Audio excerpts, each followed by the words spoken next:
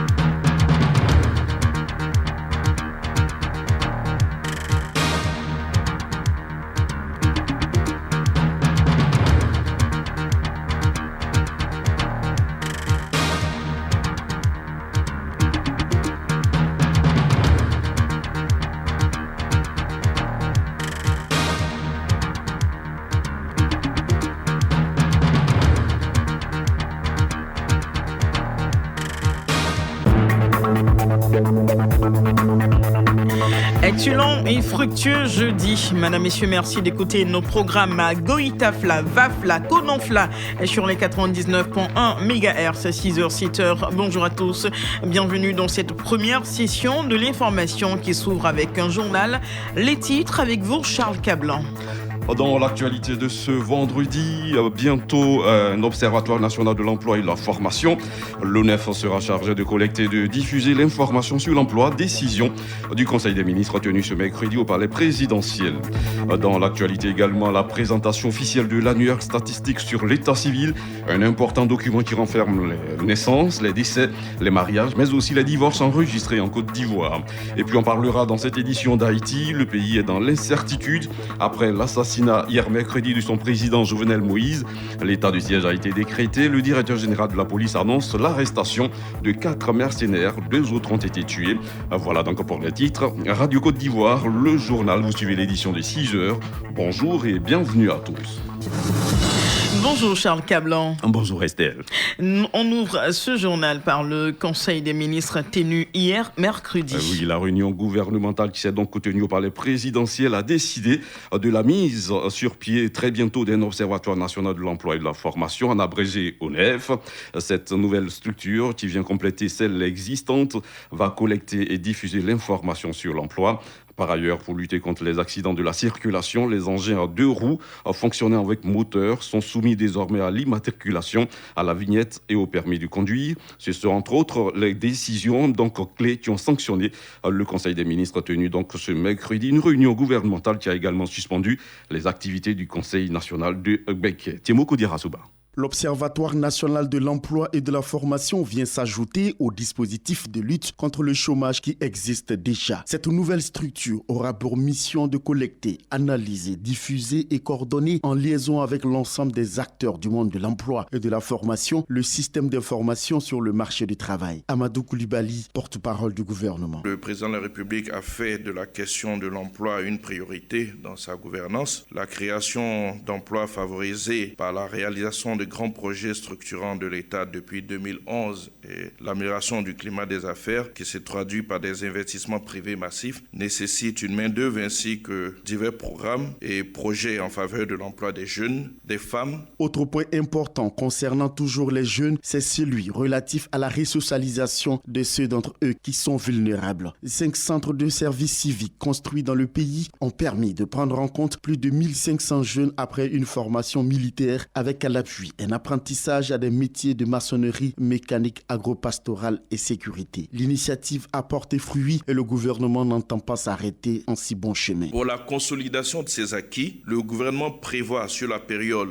2021-2025 la réhabilitation des centres de services civiques existants et l'implantation d'au moins un centre de services civiques dans chacun des 14 districts du pays pour la prise en charge de 14 000 jeunes, soit 1 000 jeunes par district, pour un coût total total estimé à 27 milliards de francs CFA. L'univers des jeux de hasard connaît une floraison dans notre pays. Le gouvernement veut y mettre de l'ordre. La LONASI est chargée de réguler le secteur avec en toile de fond les jeux en ligne. Ce réajustement du dispositif procède donc de la légitime nécessité pour l'État d'accroître son contrôle sur le secteur du jeu des opérateurs qui exerçaient donc de façon illégale. Pour les élections partielles sénatoriales, la campagne démarre le 23 juillet et va durer une semaine avec la convocation des collèges électoraux pour le 31 juillet prochain. Enfin, le gouvernement va réactiver la Commission nationale de lutte contre la vie chère en vue de préserver le pouvoir d'achat des consommateurs. Et il faut ajouter également que le porte-parole du gouvernement a révélé après ce Conseil des ministres l'augmentation de la capitale sociale du port autonome d'Abidjan qui passe de 16 à 100 milliards de francs CFA. Et puis l'annuaire statistique de l'état civil 2020 officiellement présenté. Le rapport d'analyse de l'annuaire statistique de l'état civil 2020 donc présenté ce mardi. Le rapport premier du genre en Afrique de l'Ouest prend en compte les naissances, les décès, les mariages et les divorces en Côte d'Ivoire, un outil d'aide à la planification de politiques en faveur des populations mis désormais à la disposition du gouvernement ivoirien et des organisations internationales. Corona C Congo nous en dit plus. La Côte d'Ivoire répond dans cette production statistique aux 4 faits, à savoir les naissances, les mariages, les divorces et les décès que le système des Nations Unies demande aux pays africains. Un élément important qui permet de mieux planifier le développement. Dr Fidel Yapi, directeur des études, de la statistique, de la programmation et du suivi-évaluation. Si vous voulez faire une bonne planification de développement, il faut savoir qui naît sur votre territoire, qui décède, pour que vous voyez le gap pour mieux planifier. Si vous voulez construire une école primaire dans un village, il faut savoir la population pour pouvoir édifier, définir les paramètres. Souvent, on dit que les taux de participation sont faibles. Mais parce que dans la liste, il y a toujours des décédés. Or, à partir de cet annuaire, c'est des chiffres que vous avez. Des données très importantes pour l'UNICEF qui se réjouit du rapport annuel de statistiques. Mirka Matila, chef section protection de l'enfant. Lors du contexte Covid, il y avait des craintes que le taux d'enregistrement des naissances dans les pays puisse baisser. Mais en fait, l'annuaire statistique qui vient d'être publié aujourd'hui nous montre que ce n'est pas le cas en Côte d'Ivoire. Le taux d'enregistrement des naissances en 2020 n'a pas baissé. Le volume des naissances enregistrées en 2020 est en évolution et s'élève à plus de 800 000. Le décès d'une personne sur 5 est déclaré à l'état civil. Quant au mariage, le volume a baissé de 13,3%, entraînant inévitablement la chute des demandes de divorce qui étaient en évolution entre 2016 et 2019. Direction maintenant San Pedro, face à la menace des maladies des vergers de cacao et autres plants, la coopération allemande GIZ met à la disposition des producteurs de la région des produits pour l'entretien des plantations. Un centre de services agricoles vient d'être installé donc à San Pedro. Objectif, créer 5 autres centres à travers le pays pour aider les producteurs de cacao dans l'entretien de leurs plantations. Sam Conan. Les producteurs de la région de San Pedro n'auront plus besoin de se rendre à Abidjan pour s'approvisionner en matière de produits phytosanitaires et autres intrants. Désormais, un centre de services agricoles équipé et financé par la GIZ est disponible à San Pedro. Une structure qui permet aux agriculteurs d'avoir accès à des intrants de qualité, des intrants qui sont aussi homologués, avec un apport qui assure aux agriculteurs d'avoir un conseil afin de leur permettre de pouvoir appliquer les bonnes pratiques agricoles. Avec des produits biologiques qui permettent de pouvoir fertiliser, c'est-à-dire nourrir les plantes ou les cacaoyers, mais aussi les stimuler et également les protéger avec une offre complète d'intrants biologiques. Ce sont au total 6 centres de services agricoles qui vont être ouverts à travers tout le pays. Samkouna San Pedro, Radio Côte d'Ivoire. EcoTer, c'est le projet d'appui au développement économique et écologique des territoires ruraux mis en œuvre dans 8 régions de la Côte d'Ivoire. Dans la région du Berry, c'est le conseil régional qui porte le projet, dont le lancement avec les organisations de la société civile a eu lieu à Dinra Village. Sur le terme autonomisation de la femme en milieu rural, le cas de 250 femmes néo-alphabétisées. Ces 250 femmes sont issues de l'ONG Femmes en Action pour ton épanouissement. On écoute justement Afou Koné, la présidente de cette organisation non gouvernementale. L'un des objectifs des Écoterres, c'est d'améliorer les conditions de vie des populations. Et nous, à l'ONG FAPEPSI, nous sommes engagés dans la lutte permanente pour l'amélioration des conditions de vie de la femme rurale. Parce que l'autonomisation est au centre de toutes les politiques de gouvernance aujourd'hui. Une femme autonomisée, c'est toute une famille qui est épanouie. Nous avons commencé l'alphabétisation il y a déjà de cela quelques années. L'ONG s'est fixé un certain nombre d'objectifs, parmi lesquels figurent l'encadrement, la formation et tout ce qui rentre dans le cadre éducatif des adultes. L'âge des élèves qui postulent au projet d'alphabétisation de l'ONG varie de 18 à 60 ans. Information régionale toujours, cette fois-ci à Pron-Pron, c'est dans le département de Béthier où la société coopérative agricole à Aintier a réalisé un bénéfice net de plus de 36 millions de francs CFA pour l'exercice 2020. Elle a collecté plus de 48 000 tonnes de cacao et commercialisé 47 000 tonnes. Pour l'EVA, ce sont plus de 12 000 tonnes qui ont été commercialisées sur la même période. Toutes ces performances sont dues au dévouement des coopérateurs, selon Yao Yao Nestor, président du conseil d'administration de la société coopérative agricole Aintier d'Apron-Pron à Féoua. Un travail acharné, un travail de longue haleine. Parce que nous avons compris tôt que pour une société coopérative, il fallait aller au-delà de la collecte et de la commercialisation. Il fallait diversifier nos sources d'activité et c'est ce qui aujourd'hui démontre ce résultat. L'année dernière, compte tenu de cette pandémie de Covid et la baisse des prix, nous avons pu distribuer plus de 169 millions de qu'on appelle primes compensatoires à tous nos membres. Nous avons pu réaliser des activités en faveur de nos membres. Ils ont reçu beaucoup de dons pour l'entretien des plantations, pour l'amélioration de leurs conditions de vie économique et sociale. Et puis dans l'actualité internationale en Haïti, assassinat du président Jovenel Moïse, 4 mercenaires tués. 2 autres arrêtés, c'est ce qu'a annoncé le directeur général de la police nationale d'Haïti. Après cet assassinat, les Haïtiens se posent des questions. Qui dirige le pays? La police et l'armée sont-elles à même de rétablir l'ordre? Des élections vont-elles être organisées? Des questions qui restent pour l'instant sans réponse. Au niveau du pouvoir, le Premier ministre par intérim, Claude Joseph, a décrété l'état de siège sans se prononcer sur la suite des événements. Selon la constitution haïtienne, si le poste de président de la République devient vacant, c'est le Conseil des ministres qui doit assurer l'intérim jusqu'à l'élection d'un nouveau président. Selon un décret publié cette semaine, des élections législatives et présidentielles doivent se tenir le 26 septembre prochain, avec un second tour le 21 novembre. Mais l'annonce de la mort de Jovenel Moïse pourrait bien chambouler cet agenda. Ce mercredi, le département d'État américain a appelé au maintien de ces élections. Les États-Unis continuent de considérer que les élections de cette année devraient être maintenues, a indiqué le porte-parole de la diplomatie américaine Ned Price lors d'un point de presse, jugeant qu'un scrutin libre favoriserait le transfert pacifique du pouvoir à un président nouvellement élu.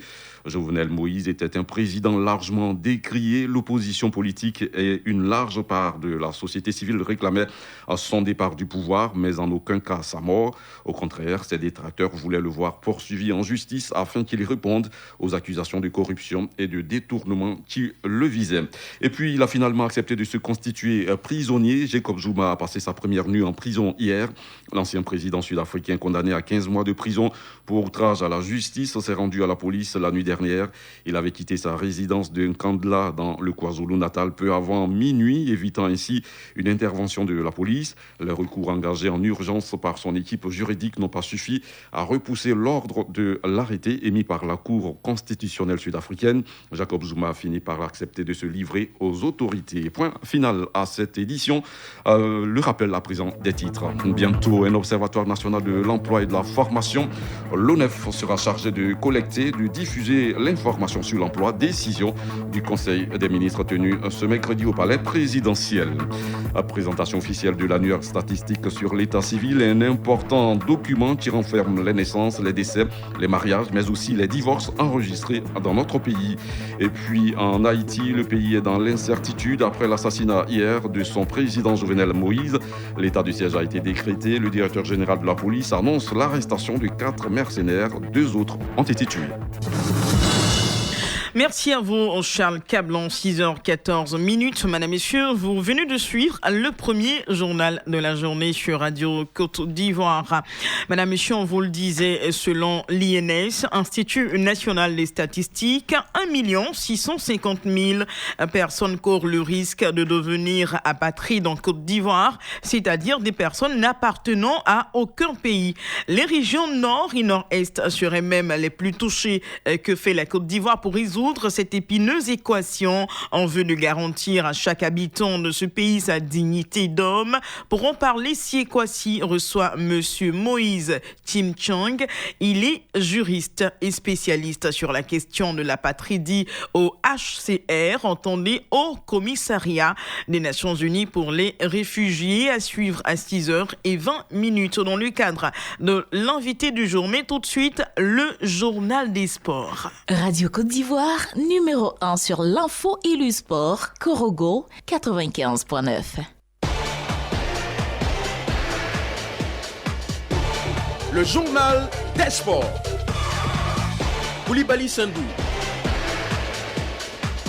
Bonjour à vous, Koulibaly Sandou. Et bonjour Estelle Assoumou, bonjour à tous. Bienvenue à la quintessence du sport sur Radio Côte d'Ivoire. Euro de football, la finale va opposer dimanche l'Italie à l'Angleterre. Oui, au bout du suspense, les Anglais se sont difficilement qualifiés pour cette finale 55 ans après la première en 1966. Victoire 2-1 dans les prolongations face au Danemark. Et pourtant, ce sont les Danois qui ont ouvert d'abord le score avant l'égalisation à l'heure du jeu. Les Anglais vont souffrir et obtenir la libération sur un but de Harry Kane. Et puis, autre information, le président du club de football Benfica Lisbonne et 3 autres personnes ont été arrêtées mercredi dans le cadre d'une enquête portant sur des soupçons d'escroquerie et de fraude fiscale, ont rapporté les médias locaux. Luis Felipe Vieira, 72 ans, dirige le club depuis 2003 et sa présidence a été émaillée ces dernières années d'une demi-douzaine d'affaires judiciaires le visant directement ou l'impliquant indirectement. Et puis au plan local, les derniers matchs de la phase allée de la Ligue 2 ont démarré hier mercredi. Oui, au Parc des Sports de Trècheville, le Williamsville Athletic Club d'Agamé, grâce à un but du Révénat Aristide Bansé, domine 1-0 au FC Adiaké. C'est sur ce même score que le Stade d'Abidjan s'est relancé devant l'équipe de Moussou FC, 1-0. La suite du programme prévoit ce jeudi dans le groupe B, ici à Oasis, en temps sportif de Benjeville. Les fermiers d'Annie Bilecro, revigorés suite à leur victoire sur tapis vert face au COE Sport de San Pedro dans l'affaire Sani Stéphane, reçoivent cet après-midi le Lys de Sassandra, en jeu la deuxième place du groupe. Dans le groupe C, ADFK accueille Cosmos de Koumassi à Azopé, quand le club Omnisport de Korogo affronte l'Est d'Enguelo de Diéné au stade Robert Champrou de Bakori. Deuxième avant cette journée, les Korogolais feront tout pour remonter en Ligue 1 afin de jouer à domicile. C'est l'occasion pour le PCA du club Ouattara Bakari d'interpeller les cadres du Poro à s'impliquer dans la gestion de leur équipe. À défaut d'un soutien de ceux-ci, ils menacent de changer même le nom de l'équipe. Ouattara Bakari joint hier à Vérité des Sports. Cette année, je crois qu'on a décidé avec la compétition, la Coupe d'Afrique des Nations qui va se dérouler à Korogo. Il faut que le COK soit à la première division pour quand même animer la ville de Korogo. Donc nous sommes en train de mettre tout en œuvre avec notre président d'honneur, M. Malik Toué, et mon président de la section football, M. Kone Ardan, pour que tout se passe bien pour la montée. C'est encore jouable. Vraiment, nous comptons sur notre effectif, sur le travail des entraîneurs, et je crois aussi que s'il y a de bons résultats, si les cadres de Korogo peuvent nous appuyer, ça peut nous faire avancer. Il faut les donner une chance. S'ils ne veulent pas nous appuyer, mais on va changer de nom et puis nous on va avancer. Avant d'arriver Korogo et puis on avance, c'est la l'Étoile du Nord. Voilà les menaces de Ouattara Bakari, PCA du club Omnisport de Korogo. Et puis parlons rugby éliminatoire Africa Cup Zone A. Après sa défaite d'entrée face à la Côte d'Ivoire, la Namibie s'est relancée hier face à Madagascar. Ah oui, c'était au stade du lycée d'excellence Alassane Ouattara de Grand Bassam. Victoire écrasante du 15 Namibien face à Madagascar, vous le disiez, 52-10. À la pause, le score était de 25-0. La troisième et dernière journée prévoit dimanche prochain Côte d'Ivoire-Madagascar. Edgar Babou, manager général de l'équipe nationale de Côte d'Ivoire, se prononce sur l'importance de ce match Côte d'Ivoire-Madagascar prévu dimanche à 16h. Nous avons supervisé l'équipe de Madagascar pour que les éléments qu'on avait notés par rapport au profil d'équipe soient validés en jeu réel. Et donc là, effectivement, toute l'équipe est focus et concentrée sur ce match de dimanche. On sait effectivement qu'il faudra qu'on démontre notre capacité à enchaîner des performances de haut niveau. Et c'est une pression, mais nous, on le prend plutôt comme une pression positive avec cette envie de finir en beauté devant notre public. Il faut qu'on trouve les ressources pour gagner ce match-là. On sera qualifié pour la deuxième partie des phases éliminatoires de la Coupe du Monde 2023, donc en 2022, où les 8 meilleures équipes africaines vont se croiser dans un tournoi final. Donc il faut absolument qu'on soit dans ces 8-là. Et pour cela, il faut battre Madagascar dimanche prochain. La victoire impérative pour les éléphants afin donc de se qualifier pour l'Africa Cup en 2022. Notons hier que le Sénégal a assuré sa qualification dans sa zone. Et puis rugby toujours, la Fédération française de rugby à 7 veut organiser la Coupe du Monde en 2025, a indiqué mercredi l'instance dirigeante initialement programmée aux États-Unis et au Canada. Le Mondial 2025 ne sera finalement pas organisé en Amérique du Nord pour des raisons financières. Et puis du cyclisme pour terminer, Van Aert a remporté la 11e étape du Tour de France en solitaire hier mercredi. Une étape marquée par une double ascension. Présent dans l'échappée, le Belge a réalisé un véritable numéro dans la seconde ascension du Ventoux. C'est sa 5e victoire sur un Tour de France. Cette 11e étape était longue de 198,9 km. N'empêche, le Slovène de 22 ans, Tadej Pogačar, qui a montré quelques signes de faiblesse, reste solide leader de ce Tour de France 2021. La 12e étape se déroule ce jeudi sur une distance de 159,4 km. Voilà qui marque la fin de ce rendez-vous des sports. Merci de nous avoir suivis. Je serai de retour à 9h30. Entre-temps, retrouvez Anja Soukrou, ma belle, à 7h30 minutes dans la matinale des sports. Merci. Allez, merci beaucoup. Bon jeudi. Et puis à 9h.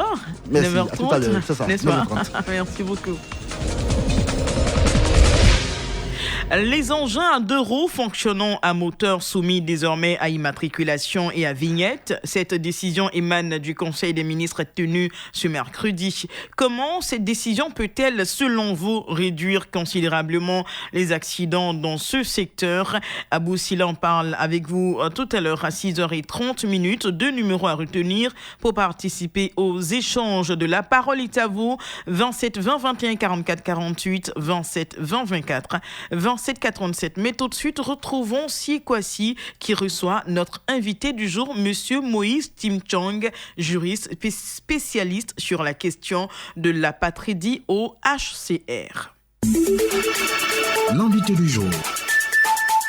Monsieur Moïse Timchong, bonjour. Bonjour, Monsieur Sikwasi. Quand on parle d'apatridie, peu de personnes savent de quoi on parle. Vous vous occupez de la question de l'apatridie. Comment comprendre de façon simple la notion d'apatridie? L'apatridie, je préfère la définir par rapport à l'individu que nous appelons l'apatride. L'apatride, c'est une personne qu'aucun État ne reconnaît comme étant son ressortissant. C'est quelqu'un qui ne peut pas se prévaloir d'être d'un pays. C'est-à-dire qu'il ne peut pas revendiquer un pays comme étant le sien. Si je prends votre exemple, vous êtes ivoirien. Ça veut dire que lorsque vous voulez vous revendiquer d'un pays, vous dites « mon pays, c'est la Côte d'Ivoire ». Moi, je suis au HCR, mais je viens d'un pays qui s'appelle le Cameroun. L'apatride est dans l'impossibilité de se prévaloir de cette faveur-là parce qu'il n'appartient à aucun pays. Même si en lui-même il se croit originaire d'un pays, il se trouve malheureusement qu'aucun pays ne le reconnaît comme étant son ressortissant. Comment se retrouve-t-on dans une situation d'apatride? En droit, il y a 2 grandes modalités d'acquisition de la nationalité. La première modalité, c'est d'acquérir la nationalité de ses parents. On parle alors de l'attribution de la nationalité par le ius sanguinis. La deuxième modalité, c'est l'attribution de la nationalité par le lieu de naissance. On parle donc en droit de l'attribution de la nationalité par le ius soli. En fonction des lois sur la nationalité des différents États, certains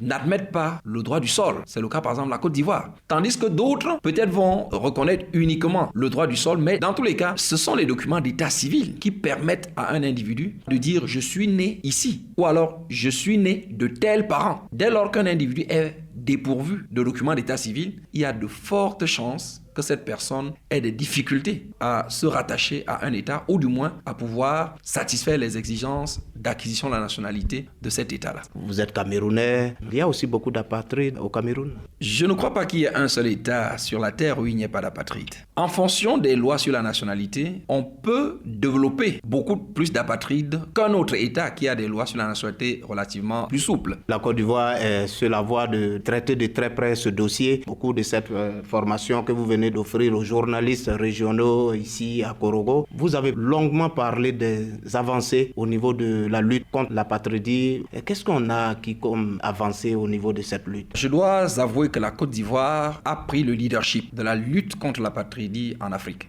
L'année 2013 est celle qui consacre la ratification par la Côte d'Ivoire des conventions internationales relatives à l'apatridie. En l'occurrence, la Convention de 1954 sur le statut des apatrides et la Convention de 1961 sur la réduction des cas d'apatridie. Depuis 2013, il y a une foultitude, n'est-ce pas, d'initiatives qui ont été prises par le gouvernement ivoirien pour adresser la question de l'apatridie, notamment l'avènement d'une nouvelle loi sur l'état civil en 2018, la publication d'une loi sur le rétablissement d'identité dont l'impact sur la réduction de l'apatridie est très fort. Il y a également la mise sur pied des commissions nationales d'éligibilité au statut d'apatride. Il y a la validation d'un guide de procédure. Et depuis 2021, le guide de procédure a été validé. On est actuellement en train d'accélérer avec les formations pour que justement la thématique de l'apatridie soit appropriée par les acteurs intervenant dans ce domaine-là, mais aussi par les populations. Car contrairement aux réfugiés qui ont intérêt, n'est-ce pas, à se révéler, les apatrides parfois ne sont même pas conscients de l'état dans lequel ils se trouvent. Souvent ils s'y plaisent. Oui, souvent ils s'y plaisent, mais ils s'y plaisent parfois par ignorance. 1 650 000 personnes en Côte d'Ivoire sont victimes d'apatridie. Effectivement, d'après la cartographie de la situation géographique des apatrides que l'on a en Côte d'Ivoire, les régions des savanes et celles du Zanzan font partie des zones où le potentiel d'apatride est le plus élevé. Et donc vous comprenez que le choix de la ville de Korogo pour abriter, n'est-ce pas, cet atelier ne s'est pas fait par hasard. Et en invitant les journalistes à cet atelier, nous souhaitions leur fait prendre conscience de cette notion d'apatridie. Aujourd'hui, la zone du Tchologo est victime d'attaques terroristes. Une zone aujourd'hui où la surveillance devient de plus en plus poussée de la part du gouvernement. La présence des apatrides, c'est un danger. Ah oui, la présence des apatrides est un sérieux danger. Ils sont exposés à être enrôlés dans les groupes terroristes. Ils sont exposés à servir dans les armées. Ils sont exposés au travail forcé. Ils sont exposés à toutes les exploitations que l'on peut imaginer. Donc, c'est des personnes qui sont déjà vulnérables par elles-mêmes. Mais une personne qui est vulnérable et qui éprouve de la frustration peut devenir un danger public. Vous comprenez, donc par un instinct de revanche, il peut se retourner même contre l'État dont il se croyait national et devenir vraiment un élément de terreur. Et lorsqu'il doit opérer dans un environnement qu'il maîtrise, développant une guerre asymétrique, le combattre pourrait devenir extrêmement délicat. Donc vous comprenez que en lien avec le terrorisme dont vous faites état, la lutte contre l'apatridie prend maintenant un relief particulièrement important. Nous comptons beaucoup sur l'accompagnement des journalistes pour qu'on ait sur le territoire ivoirien une prise de conscience plus qu'agissante dans la lutte contre ce phénomène qui n'est rien d'autre que la négation de la dignité humaine. Les documents d'état civil sont la base. Monsieur Tim Chuang, merci de nous avoir accordé cette interview. Merci infiniment.